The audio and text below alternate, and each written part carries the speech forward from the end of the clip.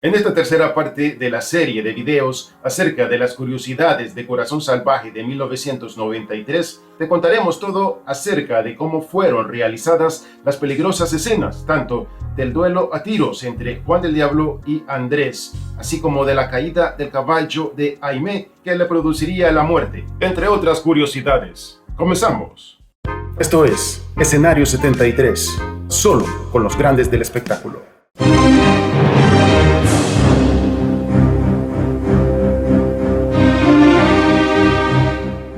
La gentileza y el enorme sentido de humanidad que Andrés Alcázar tenía hacia Juan el Diablo era muy marcado, y ello motivado por el pedido que su padre, Francisco Alcázar, le haría agonizando previo a su muerte. ¿Andrés? Sí, papá, aquí estoy. Hijo, ayuda a Juan. Quiérelo como tu hermano. Sí, papá. Sin embargo, todo cambió cuando Andrés se enteró de la relación sentimental que su ahora esposa Aimé habría sostenido con Juan del Diablo antes de su boda, convirtiéndolo en un ser poseído por demonios. Andrés, por favor, contrólate. ¡Señora maldita! Tal era el odio de Andrés hacia su medio hermano Juan del Diablo que prácticamente lo obligó a aceptar un duelo a muerte, el cual terminó aceptando Juan, pero con el sentimiento de no herir de muerte a su medio hermano Andrés. Resulta que Serafín está en Campo Real.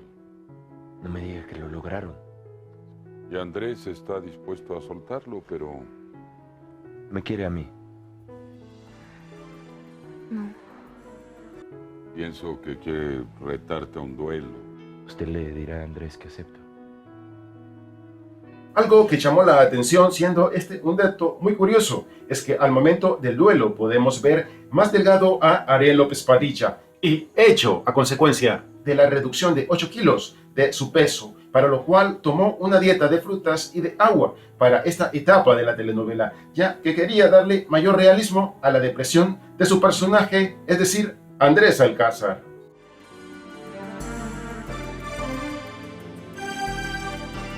La producción y el elenco de Corazón Salvaje se congregaron tomando como escenario las instalaciones del Hotel Hacienda Vista Hermosa.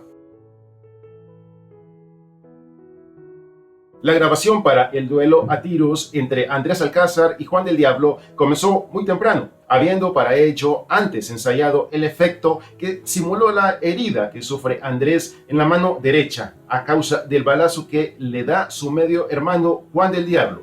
El truco, simple en apariencia, necesitaba que Eduardo Palomo estuviera perfectamente coordinado con la persona que dispararía la bala de cera, la cual al contacto con la piel debía estallar en sangre.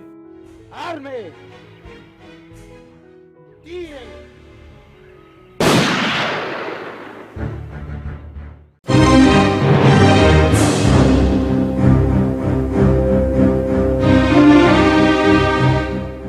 Aimé de Altamira, ahora de Alcázar, vive su embarazo en medio de una tormenta emocional por el repudio de su esposo Andrés Alcázar tras enterarse de la previa relación que ella habría sostenido con Juan del Diablo. Tal momento de agobio le termina provocando un aborto, perdiendo de esta forma a su hijo producto de su amor por interés con Andrés Alcázar. Le traje su cena, niña. Jesús, ¿qué le pasa? Virgen del cielo, el niño. Desafortunadamente a Aimé se le ocurre la radical y arriesgada idea de simular una caída en un caballo para justificar día después dicho aborto. Sin embargo, tal acto la lleva a la muerte. Tengo que hacer algo para justificar que perdí al niño, ¿no? ¿Y se va a tirar del caballo? Esta escena se lleva a cabo en el Hotel Hacienda Vista Hermosa. Ana Colchero comenta la anécdota que durante su actuación, cuando está en el caballo, la quiso botar varias veces. Sin embargo, no pasó nada, siendo solo un susto. Fue curioso porque el caballo me quiso tirar varias veces. La escena cuando Aimé cae del caballo y cae sobre una roca la realizó su doble Alejandro Avendaño, quien hizo lucir la escena muy dramática en la televisión, aunque el doble se las vio negras para hacer que el caballo se parase en las patas traseras y luego caer estrepitosamente al piso sin romperse ninguno de sus huesos.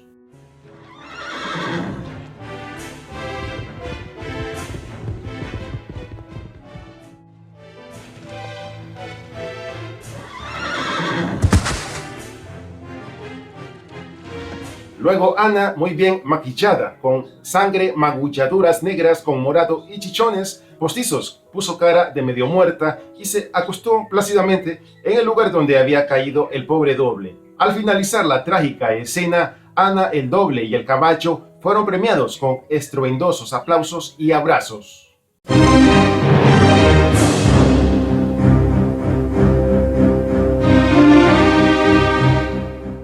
En Corazón Salvaje vemos a un Juan del Diablo pasar por distintos tipos de sentimientos. Lo veíamos violento cuando reclamaba sus derechos, humano y servicial cuando sus amigos y la gente en general necesitaba de su ayuda, romántico al momento de expresar su amor a una mujer. Todas estas expresiones eran interpretadas de manera genial y muy convincentes por Eduardo Palomo, lo cual demostraba su enorme talento como actor.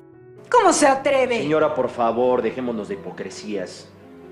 Dice don Noel que soy el vivo retrato de mi padre. Francisco Alcázar fue mi padre, aunque no le guste. Pero Eduardo Palomo no se limitó únicamente en el campo de la actuación, ya que incursionó en otras actividades siempre relacionadas al arte, como dibujar, pintar, dirigir y cantar.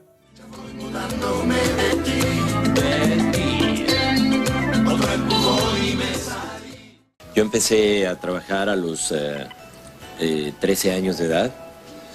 Empecé a trabajar como actor a los 13 años de edad y desde entonces me he dedicado a la actuación, al dibujo, a escribir, a dirigir y ahora me estoy dedicando a la música.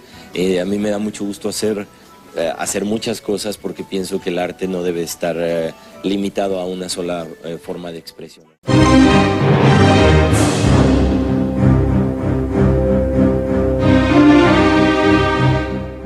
Eduardo Palomo, en su personificación como Juan del Diablo, se presenta en apariencia como un pirata, de pelo largo, con un pendiente en su oreja y un anillo en el pulgar con ojos y una sonrisa de seductor marinero. ¿La condesita? La misma.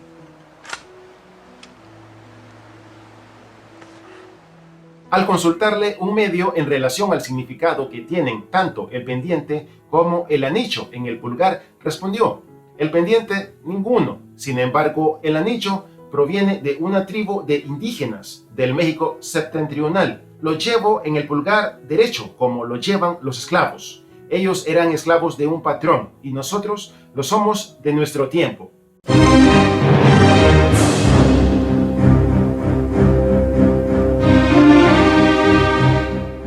Eduardo Palomo llegó a la locación muy sereno y dispuesto a bromear con todos los técnicos, mientras Alberto Cortés, el director de escena, y Miguel Valdés, el director de cámaras, discutían la forma como se harían las tomas. Una cámara se instaló en el interior de la capilla del Hotel Hacienda Vista Hermosa para facilitar las tomas hacia la recámara que en la historia Mónica la alquilaba a doña Prudencia de Santa María. El balcón de la primera da exactamente hacia ahí. Llegó el momento de grabar y Eduardo se dispuso a escalar las paredes de la casa tal y como estaba marcado en el guión. Tuvo que hacer esto aproximadamente unas 6 veces. Por su parte, Edith se metió tímidamente en el lecho para esperar la llegada de Juan del Diablo, hasta que un beso la relajó. Sí, un beso relleno de una buena parte de la cabellera de Eduardo, provocando espontáneamente las risas de los actores tras la simpática ocurrencia